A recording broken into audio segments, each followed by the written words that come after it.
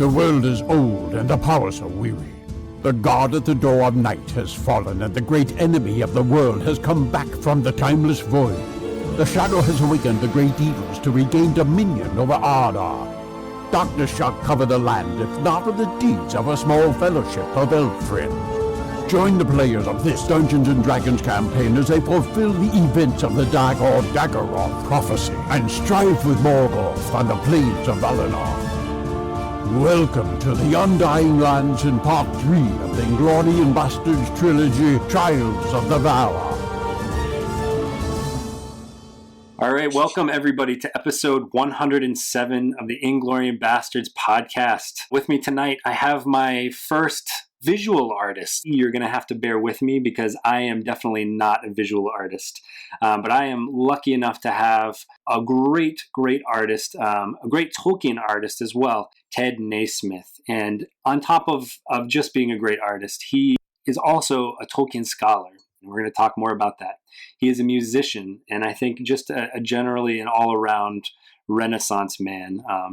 And it is my pleasure to have you here, Ted. So thank you for being here. Thank you very much for having me too, Jared. I have watched and listened to many of the interviews you have done in the past, and some of the questions I'll ask will sort of touch on some of the things you've talked about, and you're welcome to sort of retell the stories or sort of glance over them as you like. I have some questions here that I think sort of touch on things that I haven't heard about before that I'm interested in learning more about.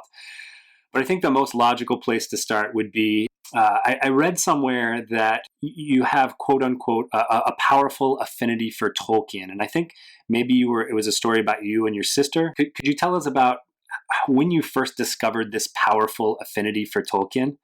Sure. And it's interesting because it's partly that I knew about the books. I'd seen them in the stores nearby. And I thought it was a science fiction series of some sort.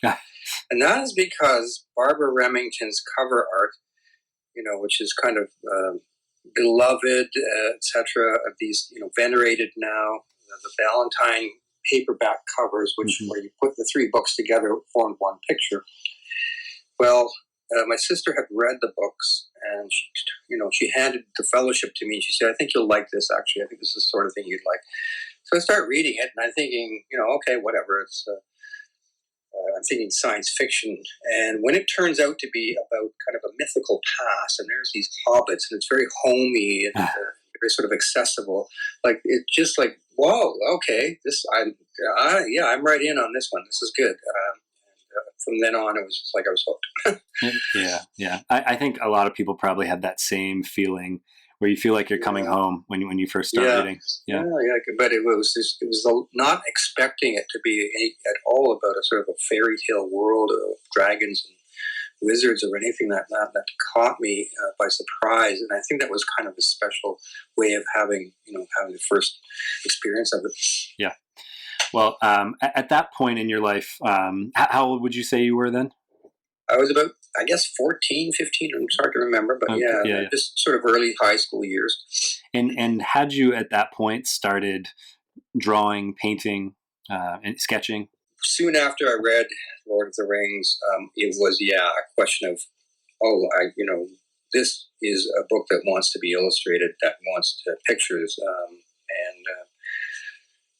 I wasn't particularly good at that sort of material. I was into cars and spaceships and things that were hard and shiny. But the inspiration was powerful, so of course I started to explore ideas for characters and scenes and things of this kind. And it just was like loose sketches and things, just ideas and thumbnails. Eventually that led to something more substantial, doing stuff in color, paintings. The first 2 or 3 years was fairly productive, and everyone realized that I was seized with this book and really wanted to do something with it. I was in high school at the time in an art course, and so that offered me ways of expressing it as well, because I could kind of incorporate it into some of the studies, the illustration course I was taking, for instance. It was about drawings fairly quickly, yep. And I did send some off to J.R.R. Tolkien, which is something I've talked about before. Yeah, so he wrote back to you. For those of you that don't know the story, this was actually my next question. So you sent him, you sent him a drawing of. I had a picture, and I believe was it Bilbo or Frodo that was in the picture? It was Bilbo. It was the picture of the dwarves, Gandalf, and Bilbo in Bag and looking at the map. The map that Thorin had brought, and just trying to this sort of scene at night. And so that was the one I'd done that in grade 12, I guess it would have been. And so it was 1972, the first proper illustration, I would call it. Really put a lot of time and effort in. So I sent that photographs of that, details of it, and the full picture to Tolkien, along with a handful of other drawings that I'd done, and get this letter back from him via his correspondent secretary, and an aerogram, and it was very affirming. It was very encouraging to me at the time. He took the trouble to look at what I'd sent and comment on it. He mentioned that Bilbo looked a bit too much like a child, which was, useful information. But, it's understandable that people would kind of get that impression, being hobbits are the size of kids. Right, exactly, yeah. Almost like they're innocents in a world of adults. So it's not surprising that we get that impression. But it was good to hear from him and all of that. Just for a young illustrator, a young budding artist, to get encouragement from the author, and who knew he died the following year. Wow, so you must have been like one of the last people he wrote to. It may have been definitely within the last number of months of his letters, sure. Well, so after this, so this is what, 72, 73 you were saying? Oh, 72, yeah. He dies the following year in 73, I think it's September, if I recall. And so you continued working, and after that you started contributing to these Tolkien calendars, right? Did you start that? Was it around 87? That's the first one came out in 87. The artwork for it had been produced in years prior.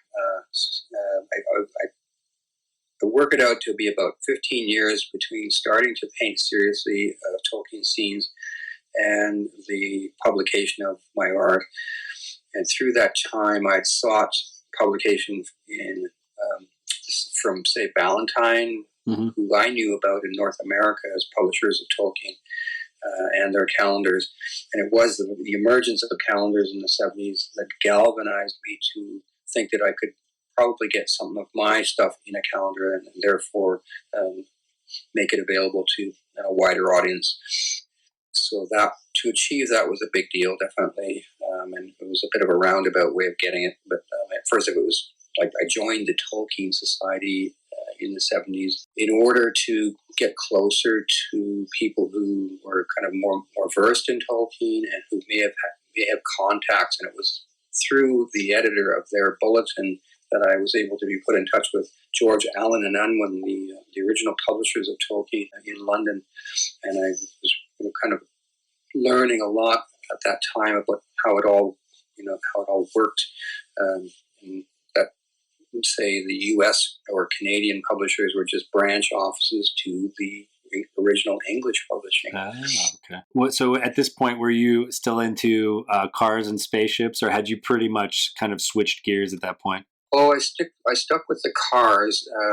That was the rest of it. Yeah, that was sort of more childhood stuff. But cars had been a particularly important thing to me, and that was because I grew up on the Art Fitzpatrick Pontiac illustrations that used to come out in Life magazine and mm-hmm. National Geographic and others. And I was absolutely mad about those pictures. And so I styled myself as the next Art Fitzpatrick. And at that time, though, car illustration for advertising and or sales brochures was grinding to a halt. And all of the companies were starting to use photographers. And that was the end of the era, right around the time I discovered Tolkien. But what I ended up doing was painting car illustrations, like potential advertising illustrations, for myself, just as a kind of a thing, and carry on the tradition. Yeah. And I continue to do this to this day. I still have ideas, and every so often I'll just take the trouble to paint a picture of a car. Well, I have to show my father-in-law some of your artwork. He'll love that. He's a car guy. Right. Well, let me. I think I could go off on probably a few different tangents here, but that's right. Yeah. well, I want to talk to you. So after these, we talked a little bit about the calendars, and sort of through this process, you contributed to these calendars for years, and I believe it was it Christopher Tolkien that reached out to you to do the first illustrated edition of the Silmarillion? Well, with that one, it's more a case of the publishers, which is now it's HarperCollins in London, and they had been lobbying the Tolkien estate, Christopher Tolkien, for some time about a possible illustrated edition of the Silmarillion, and he kept turning them down. He was always hard to please and had his own ideas and wanted to protect what he felt was the important things and so on. But they showed him a number of color sketches that I'd done in the previous year or so. I gathered all that stuff together, made photocopies, put it into a little brochure, and sent it over to the editors at HarperCollins, thinking that, yes, the book was illustratable for sure, and it needed something to help people appreciate it because it was considered inferior to the Lord of the Rings. It was no hobbits, fairly tragic and sad and solemn and so on. But a much more adult and more fascinating look at Tolkien's wider ideas on mythology and this incredible history that he's made up there. I'm sending this stuff over there to say, maybe we can do an art book on Silmarillion, just pictures of mine that reflect my ideas of how it might be illustrated. They show it to Christopher Tolkien, and he's intrigued. He sees artwork for the first time, I guess, that for him strikes him as quite appropriate or sufficiently sophisticated. And that's when we started into serious negotiations to illustrate the book, and a timeline, all of that comes together. And there was another aspect to it, and that is that he wasn't too keen to work with those editors at that point in time. And I convinced them to let me talk to him personally and just deal with him personally. Wow. And that was easily the best arrangement because it was what I was used to in other kinds of commercial art. And I knew it would be the best way to, kind of simplifying and streamlining things because we only had, by the time we decided on all the subjects and I'd sent in more refined thumbnail drawings for them, we had about 8 months to do the full color pieces, and that's 20 pictures or something. Oh my 25. goodness. So I had to just work furiously. But of course, it's a Silmarillion, so it's an amazing breakthrough and a privilege and an honor. So I pull out all the stops. But yeah, working with him was terrific. He would send me faxes, handwritten letters and things like that, commenting on what I'd sent him. Over the weeks and months, it was a very cordial relationship. He was very good to work with. So you are one of the first people that I've interviewed since his passing. Right. And we haven't really talked a lot about Christopher on this podcast, but we could go on and on about just what his contribution has meant to the study of his father's work. So you got this opportunity to work with him closely. Can you tell us any more about your relationship with him? Like, did you stay in touch with him over the years? No. I mean, if I had wanted to contact him, I'm sure he would have been gracious about that and answered my letters. But once we had finished with the project itself, he made it clear that our correspondence was ending now, and it wasn't going to be some kind of ongoing thing at all. And I knew that was important because he had a lot of responsibility and a lot of people to deal with all the time, and also all his writing projects, which were ongoing, of course. But there was one area where he really endeared himself to me, and that was that about 4 years after the first edition of the Illustrated Silmarillion came out, which was 1998, they at HarperCollins decided they might want to do an expanded illustrated edition. So they approached me about that, and they were giving me a pretty severe timeline, and there was going to be a calendar as well that came out. Well, when Christopher heard about that, and he was quite concerned about the quality that I might or might not be able to do in such a short time, so he pushed them to give me an extra year.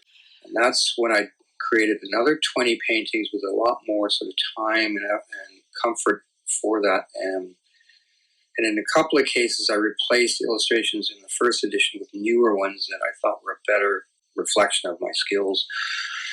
So it was really a great triumph, and that's why this newer version, which you see with the elven ships on the cover, yeah, nice painting there, and that's the better of the two versions, and by a long shot. So I'm very grateful to Christopher for that eternally. Yeah, I can't imagine the pressure to turn out that amount of paintings. I just want to say that the Silmarillion is my favorite of Tolkien's work, and it is of your artwork. There's so many things to love, but it's some of my favorite come from sort of the Silmarillion era. My very favorite one, and I wanted to ask you about this painting. I've actually seen like two similar paintings. You did the Hidden City of Gondolin. Yes. And I wanted to ask you, so one when Tuor reaches Gondolin, and one kind of at the cairn of Fingolfin. Okay. Fingolfin. Yeah. And so the pictures are very similar in a lot of ways. Of course, the one that I fell in love with was when Tuor came. As I was looking at this the last few days, it occurred to me possibly this city was there for a long time. Right. Mm-hmm. So it was possible that I was not just looking at an artist's a different representation of kind of the same area, but maybe the city over time. And I wanted to ask you about that. Here's how I think about that. It's if a painting like that, one of Fingolfin's cairn, comes up and it's a commission. In that case, it's a commission from a private collector. There's no rule that says the Gondolin that I create has to be the same exact version each and every time I do it, unless it's all appearing in the same book or some sort of way that they're associated together. But as different paintings, I give myself the option of altering details because there is so many possibilities. So the walls of the city are different. The whole look is different. It's more closer to Tolkien's version in that one, in that Fingolfin work. The earlier one, I was trying to come up with a more kind of exotic, asymmetrical sort of version of the city.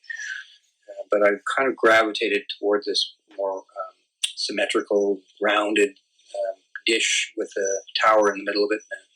Okay, so the Tuor was the earlier picture. Yes, it precedes it by a number of years. Oh, okay. The Fingolfin was done just last year, I guess. Oh wow! The mountains around Fingolfin's cairn are just like, it just says "keep out," right? But I want to make sure that what you see when you see that is like, oh yeah, that's a pretty formidable barrier, and no wonder it would have been hard to find it. Well, these are beautiful, and they're my absolute favorite. And if my listeners have not seen them, they should go to your website and check them out. Let's talk more about your artwork, and please don't judge me too harshly. I am not a visual artist. I'm into books. That's my thing. But I did want to ask you. I've talked to some artist friends, and I've done some research. I'm just looking at other people like Mayfield Parrish and N.C. Wyeth, who I believe were people that were sort of into the neoclassical style, or probably right around 1920, 1930.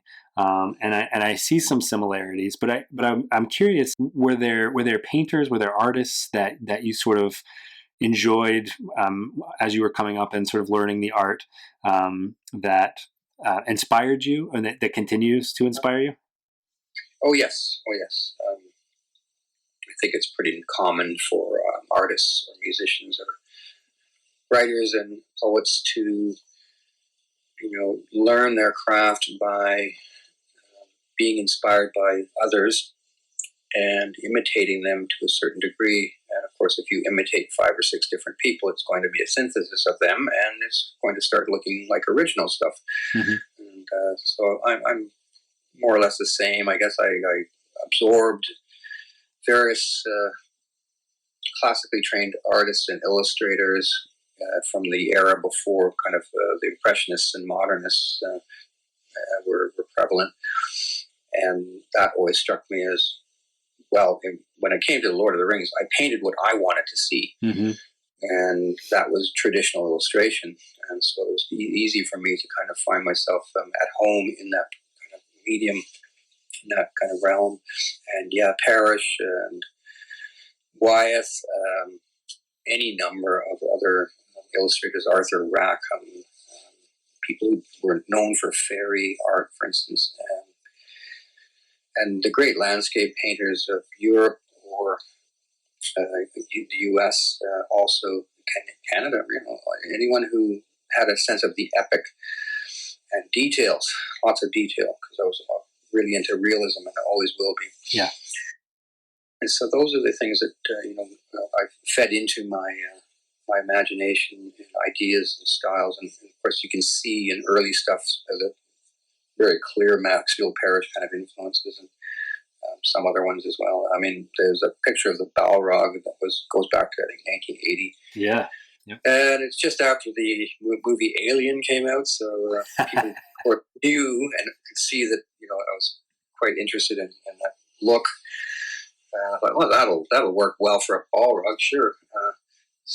Intensely evil things. So I don't mind, being associated with something like that as long as, and they evolve, as I said, these creatures and my ideas on them do continue to evolve. Kind of glad, by the way, that I haven't been asked to illustrate The Lord of the Rings, because 1, I've done so many of them already, and 2, they would expect them to be consistent, and well, maybe not, but I don't know. I would assume that that's the best way of putting it forward, is to have a completely consistent artwork right through. And I don't want to do that many pictures again. Well, I was actually going to ask you about the Balrog. I have in front of me now, I have 3 pictures of different Balrogs you've done. One was Fingon, I believe. Okay. One was, and 2 of them were with Gandalf.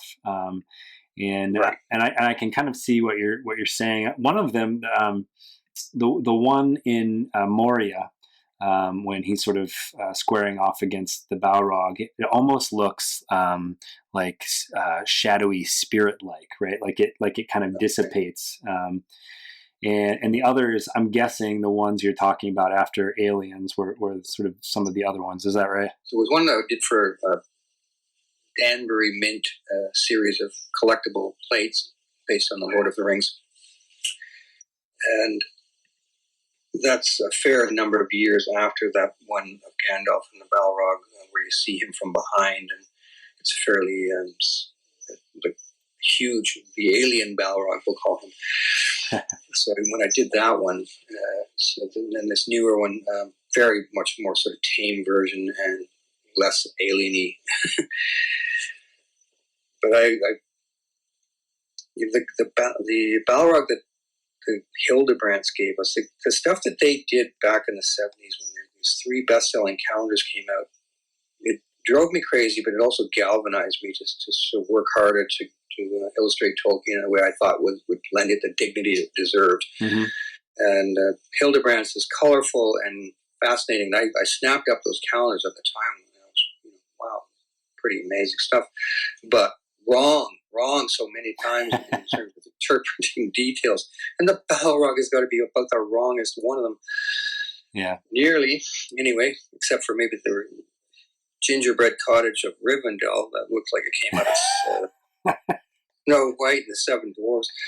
But yeah, the Balrog, it's a minotaur. It's not even, it has anything to do with the description in Tolkien, except that it has wings. So it came right out of Fantasia, actually. Well, I wanted to ask you about this. So everyone that I've interviewed, they've told me how many times that they've read each of these books. When you're getting ready to paint something like this, or do one of these pieces of artwork, do you have to do you go back to the source material? Like, how many times do you have to read this to get it right? Right. I haven't read the books through that many times. Unlike some who do that regularly. Whatever I do read comes across as almost the first time I've read it, or it's very fresh for me. And of course, I'll just read the part that I'm interested in painting, and I will do other research if I need more information from other parts of the book. And I've got a few people that I consult who are also quite scholarly and well-versed. So with all of those kind of people that I can consult and just going through and making sure I'm getting as many of the details correct as I can and all that, and that's how I more or less approach the illustrations. Sure. It's a bit of a team effort sometimes, and I'll go through and I'll send thumbnails through to a couple of key people, and they'll give me feedback and explore ideas, and we'll brainstorm and stuff of that kind. That was very important for a recent piece that I haven't yet actually shown anybody. It's a private commission, but it's Gandalf and the Witch King at the gates of Minas Tirith after they've been riven by Grond. Scene that wasn't in the film as far as the Witch King and Grond in the same scene, but I did that one, but it was a very difficult one. It's no wonder that it hasn't been done very often, because you have a very important moment in the book, very high drama, but Gandalf is described as statuesque, like he's just sitting on Shadowfax, still as a statue. So how to create kind of power and dynamics in a case like that. So I used perspective. We discussed a lot of the kind of ways we could or couldn't do that, very options and alternatives. And at the end of the day, it came together quite beautifully, and I was quite proud of it. But I wouldn't have been able to get to that level on my own, probably. I can't wait to see this. When will we be able to see, or will we ever be able to see this piece? Well, I should, I should put it up on Facebook. I usually do about this point, but I just haven't got around to it. But I will try to share that. And I guess the one reason with Facebook, it's like everyone's like giving you all this incredible praise, like, oh, that's so awesome, it's excellent. And that's not why I'm putting it up there, so I can get all this, compliments. It's just so people can see it, and it's one of the most easiest mediums. But it'll go up on my website too. Oh, your website's fantastic, and I want to definitely every piece that we talk about tonight and all of these artists, I'm going to put links in this description so that they can go to your website. And you've been very great about providing these images out there for people to look at. Right. I definitely think it's important. I used to take the originals with me to England to whenever I would go to Oxonmoot for the Tolkien Society in September. Yeah. And, but that was because I felt that people ought to be able to see the original art rather than a reproduction, even if it's only a few people that happen to be there on that occasion. But I risked damage to them, in transit and that sort of thing. But nothing ever happened, thank goodness. But I always felt it was important to actually bring them with me. Well, I'm kind of going off script here, but I kind of have to. I've seen videos of you from presentations last year in Birmingham, 2019. Oh, yes, right. So I know you continue to still be invested in the Tolkien Society. Yes, that was a wonderful thing that they invited me on that for that conference. It was a fantastic conference. So many ways it was remarkable. Well, I saw you. But I'm not a member anymore. I'm not actually a member of this TS now. Okay. But I have many, people that I've associated with over the years. So it is like a family more there. And it was just a really, really wonderful experience. And I met someone very special there as well. You did? Oh. I did. Do we get any juicy details on that? You could say pass. No, I'll leave it at that. Okay. But, Well, that's awesome. And I wanted you to know, I don't know if we've talked about this, but I'm actually taking a trip over there in March, and Okay. I'm going to be visiting. I'm getting a tour of Oxford, visiting all the sites there up in Birmingham. I'm going to go to Warwick, going up to Great Haywood. Going to go down to Cheddar Gorge. I'm trying to see all the spots while I'm there, and I'm getting That's great. That is, I'm so impressed that you're going to have a very memorable time. And there's actually a tour being organized, although it's not firm yet, but it is for May, and that is to the areas around Hull, up in East Yorkshire, where Tolkien was convalescing when he came home from the war. Mm-hmm. He was suffering from trench fever. So there are a number of places up that way, and it's also places that are associated with his romance with Edith. She stayed in one of the guest houses while he was convalescing, you see. So, but yeah, they've done that tour before. They're going to try and do it again this spring, and it'll be, sort of you sign up and there's a bus and all this sort of thing. Oh man, you're making me want to add some more stops to my trip. Yeah. I can keep you informed on it. All right, please do. Yeah. So I'm gonna keep grilling you here. So I have a few more questions for you. And again, this is another question that you can pass on, because I want you to feel like you have to answer a certain way. But I am curious. What is there a particular era? First age, second age, third age. Or you can go the other way, Silmarillion, Hobbit, Lord of the Rings. Is there a particular era that you prefer to illustrate for? I suppose the end of the Third Age, the Lord of the Rings era, that time, that period is for me always going to be the primary source of inspiration. But the Silmarillion, having invested so much in it, and the First Age, and the images potentially there as well are endless. So I know that what we see in the book is a fraction of what I had in mind as possible illustrations. So you see some of the other also ran as far as the color sketches and things on my website. But yeah, there's a tremendous amount of potential love for either, and in Second Age too. I mean, it has parts of it that really intrigue me. It's pretty hard to choose any one of them. I guess I would go with The Hobbit and The Lord of the Rings time. Yeah. I mean, I've rediscovered a love for The Hobbit. I mean, it's such a fun book, and now sharing it with my kids, it's oh, that's great. That's awesome. It's really, I did too. Yeah. Well, I have a few more paintings that I want to ask you about here, and it just so happens that the first ones I want to talk about are from the Third Age, and these are trying to bring some of my interviews sort of full circle here. These are two illustrations that Standing Stone Games sent over to me, and I believe they were doing an expansion over there for Lord of the Rings Online, and so I have two illustrations here. One of them is from Barad-dûr, and the other I think is from the Black Gate. Is that right? That's correct, yes. When did you work on those? Oh. Pretty recently, right? Yeah, about a couple of years ago. I guess it would have been 2 years ago or so.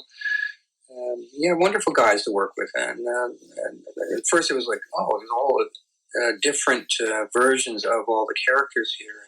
Gandalf's costume and things. But, I'm there to provide artwork, and that was fine with me. I liked the idea of just adapting their game imagery to an epic landscape and battle scene. So I was quite proud of how that came out in the end. It was a bit of a challenge, and good working with them, like I say. And the Barad-dûr thing was even more bizarre. They sent me some wonderful still shots of 3D sort of construction, sort of preliminary imagery to so that I understood what I was looking at, and the architecture that they'd created as well. And so they provided me with everything that I needed to support what I was painting, but it wasn't that Barad-dûr. There's not a lot of light. It's sort of illuminated by Mount Doom, right? And so again, I was pretty happy with it, but it was an odd one. Yeah. Wow. Well, I will see if I can get their permission to put these to link to these. Do you have these up on your website actually? Yeah, I think so. I know at least one of them is there. Okay. Well, I'll see if I can link to those to there so the listeners can see them. The Blackgate. Yeah, I think they're both in there. Great. The last two pieces of art that I want to ask you about is related to the story that I'm telling. So our podcast is about a story sort of that I created as a Dungeons and Dragons sort of campaign that I ran a couple years ago.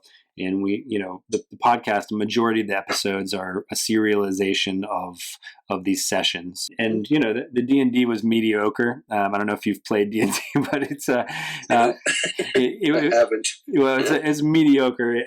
But the storyline is something that I'm pretty proud of. And, and then being able to interview people like you and to sort of, frame the story and to sort of go deeper, I think is really what has made this podcast really fun. And when this episode airs, the characters are they're going to have just gone on top of Taniquetil to the house of Manwë, the mansion of Manwë, Ilmarin. And there's this beautiful picture of the tallest mountain on Arda, Taniquetil. And at the top is this just beautiful mansion. And I was studying this again the last couple of days and sort of really looking into what is, there's a swan boat there. Okay. This is cool. I'm looking for like the Calakiria, right? The Pass of Light. I'm looking and I'm noticing, that towards the west, the sun is over there. So this must be a sunset. How am I doing so far on this? Yeah. And there isn't an enormous amount of logic here, or if it doesn't seem like there is, there's a good reason for it, and that is all I was doing, and this had been something I'd been planning for some years. Some paintings do take a long time to gestate. I'd had it in mind to do a version of Tolkien's painting of the mountain, and I always liked it. I always thought it was an intriguing picture. There's a band of clouds that are below the top mansion Ilmarin, and there's a moon and a sun in the same scene. Mm-hmm. Yep. And a swan boat, like I put in. And so all the elements are there. It's a very tall mountain as well, which I thought, well, yeah, it has to be like that, like almost a spike. And so everything that you see there is basically taking Tolkien's and thinking, well, let's see if this is doable as a more realistic picture. And there are things in that aren't really plausible or real so much as just impression and fairy and fantasy. But that was the idea, was just to create a kind of a fantasy image that was exotic, that was really special to Tolkien and central to the Silmarillion. Well, I think you did a fantastic job. If you study if you sort of follow the Pelore south into the land of Avathar, you can get a sense on the grandeur here of the kinds of shadows that these mountains would cast into the dark lands of Avathar. The other picture that is a picture of Maglor tossing the Silmaril into the ocean. And the reason I bring this one up is because our characters are about to, the whole podcast is about the Dagor-Dagorath, right? The last battle. Mm-hmm. Tolkien kind of, edged away from. He really kind of didn't go there, right? But there's this stuff that he's written about that are just beautiful to plan this adventure around. And the characters in the story are essentially doing these tasks, what I'm calling the trials of the Valar, to bring about the Dagor-Dagorath. And one of them is to find this Silmaril, because there's a part of the prophecy that says that the Silmarils will be recovered, and that Feanor, having been released from the halls of Mandos, will sort of give up the Silmarils, and as a way of like maybe learning his lesson.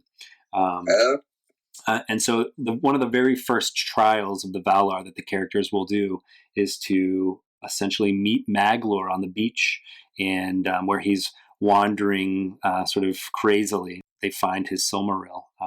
Can you tell us a little bit about this picture? In my mind, it was fairly simple. You want a figure throwing a jewel, something bright and illuminated, out into the ocean. It's not easy to freeze a throwing pose, but I did my best to do that, consulting pictures and so on. There isn't an awful lot to say about it.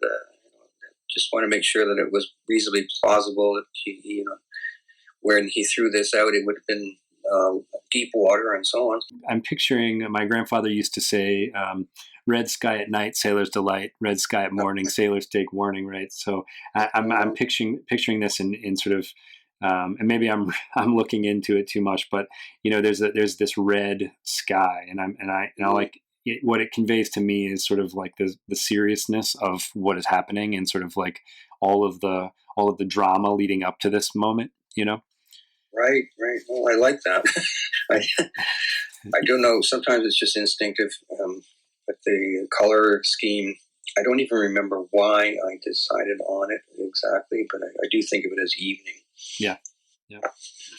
Well, so that's all the artwork that I wanted to talk about. I did have a question about something else that you're passionate about, and that is obviously your one of your musical projects, and maybe this is a simple answer, like I'm not working on that anymore. I'm not sure, but I was intrigued because my youngest son is named Baron, and so I am curious about this Baron and Luthien musical project that you had. At least I've read you were working on this. The idea came from Alex Lewis, my agent and broker and longtime friend. And he's quite a prolific composer in his own right. Two of us have collaborated. We've played together at Oxonmoot, for instance, and whenever we're at his house, if there's anyone there, we usually regale them with songs and things. He's quite the composer of song cycles and individual songs. And his idea of an afternoon's enjoyment is just to sit down and write music and write songs. Anyway, he had done another song cycle some years before. I guess it was on Turin, if I recall. And he told me that he had a series of lyrics for Baron and Luthien. Would I be interested in having a look at that? Maybe I could come up with some music of my own. So I did that and started making up songs, and I had this idea that we could tell the story in a series of songs. It became quite a project. I mean, I was recording it on a small Porta studio for a number of years, one song after another, and multi-tracking it, playing little instruments here and there. And what we have now is basically a pretty good demo of what could be a really great finished recording.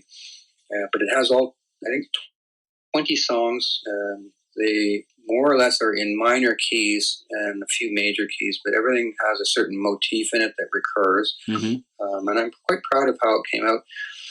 After I'd finished composing the first version of songs, Alex told me that he had in fact set it to music himself, but he held back that because he wanted me to have a free hand.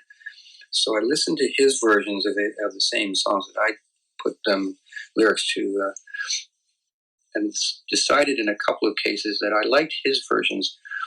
And we ended up kind of blending mine and his, in some cases in the same song, so that it's a true collaboration between us. But it's sort of sitting in limbo, and the reason is that for a long time the Tolkien estate did not grant licenses to any musical projects. The only exception being Paul C. Godfried and his incredible opera opus of Silmarillion musical works, and turns out he's worked with Lord of the Rings and The Hobbit as well. But this is a Welsh composer who's Christopher Tolkien has given permission to publish his music, and that's happening now. As they're starting to bring out CDs every few months. And Opera Ballantine has volunteered to perform the music. Anyway, all that to say that, the Baron and Luthien song cycle is available from me personally. I don't mind burning copies and sending it out, but it's not a finished work like my other CD, which I did take a lot more trouble over to make sure it sounded professional. Well, maybe I can talk with you offline about getting a copy of that. Yeah. Exactly. Awesome. Well, before we go, anything else that you're working on that you wanted to let people know about? Well, all I'll say is that there are 2 or 3 nice Tolkien commissions, private commissions, that I'm working on in the next weeks. There is another couple of paintings that I can't talk about right now, but soon enough we will reveal those, but keep an eye on that one. It's an important project as well, and that's going to come to fruition later this year. And where will we be able to find out about that? It'll be announced officially, and there will be big news, believe me. Okay. All right. Well, yeah. Are you active on Twitter? Will we be able to sort of? Oh, right. No, I probably should, but so we should stick to Facebook in your website. For now, I think, yeah. All right. Yeah. Well, Ted, thank you so much for chatting with me tonight. You're very welcome, Jared, and my pleasure. Though this marks the end of the episode, the road goes ever on.